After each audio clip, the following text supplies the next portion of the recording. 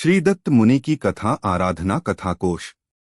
केवल ज्ञान रूपी सर्वोच्च लक्ष्मी के जो स्वामी हैं, ऐसे जिनेंद्र भगवान को नमस्कार कर श्री दत्त मुनि की कथा लिखी जाती है, जिन्होंने देवों द्वारा दिए हुए कष्ट को बड़ी शांति से सहा।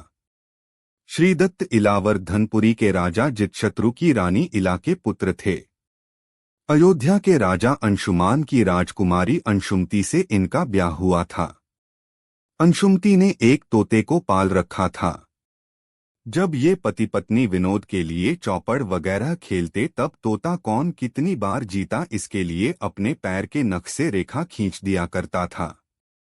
पर इसमें यह दुष्टता थी कि जब श्रीदत्त जीतता तब तो यह एक ही रेखा खींच दिया करता था, और जब अपनी मालकिन की जीत होती तब दो रेखाएं खींच दिया करता था। आश्चर्य है कि पक्षी भी ठगाई कर सकते हैं। श्रीदत्त तोते की इस चाल को कई बार तो सहन कर गया, पर आखिर उसे तोते पर बहुत गुस्सा आया, सो उसने तोते की गर्दन पकड़कर मरोड़ दी। तोता उसी दम मर गया। बड़े कष्ट के साथ मरकर वह व्यंतर देव हुआ। इधर सांझ को एक दिन श्रीदत्त अपने महल पर बैठा हुआ प्रकृति देवी की सुंदरता को देख रहा था। इतने में एक बादल का बड़ा भारी टुकड़ा उसकी आंखों के सामने से गुजरा। वह थोड़ी दूर न गया होगा कि देखते ही देखते छिन्न भिन्न हो गया। उसकी इस क्षण नश्वरता का श्रीदत्त के चित्त पर बहुत असर पड़ा। संसार की सब वस्तुएं उसे बिजली की तरह नाशवान देख पड़ने लगी। सर्प के समान भयंकर विषय भोगों से उसे डर लगने लगा। शरीर जिसे कि वह बहुत प्यार करता था, सर्व अपवित्रता का स्थान जान पड़ने लगा। उसे ज्ञान हुआ कि ऐसे दुख खमय और देखते देखते नष्ट होने वाले संसार के साथ जो प्रेम करते हैं, मायाममता बढ़ाते हैं, वे बड़े बेसमझ हैं। वह अपने लिए बहुत पछताया कि हाय, मैं कितना मूर्ख हूं जो अब तक अपने हित को न शोध सका। मतलब यह कि संसार की दशा से उसे बड़ा वैराग्य हुआ और अंत में यह सुख की कारण जिंदीक्षा ले ही गया।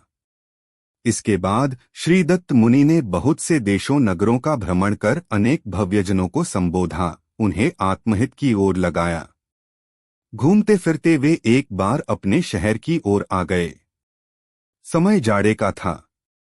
एक दिन श्रीदत्त मुनि शहर बाहर कायोत्सर्ग ध्यान कर रहे थे। उन्हें ध्यान में खड़ा देख उस तोते के जीव को, जिसे श्रीदत्त ने गर्दन मरोड़ मार डाला था और जो मरकर व्यंतर हुआ था, अपने बैरी पर बड़ा क्रोध आया। उस बैर का बदला लेने के अभिप्राय में उसने मुनि पर बड़ा उपद्रव किया। एक तो वैसे ही जाड़े का समय, उस पर इसने बड़ी जोर की ठंडी मार हवा चलाई, पानी बरसाया, ओले गिराए। मतलब यह कि उसने अपना बदला चुकाने में कोई बात उठा न रखकर मुनि को बहुत कष्ट दिया। श्रीदत्त मुनिराज ने इन सब कष्टों को बड़ी शांति और धीरज के साथ सहा। व्यंतर इनका पूरा दुश्मन था, पर तब भी इन्होंने उस पर रंचमात्र भी क्रोध नहीं किया।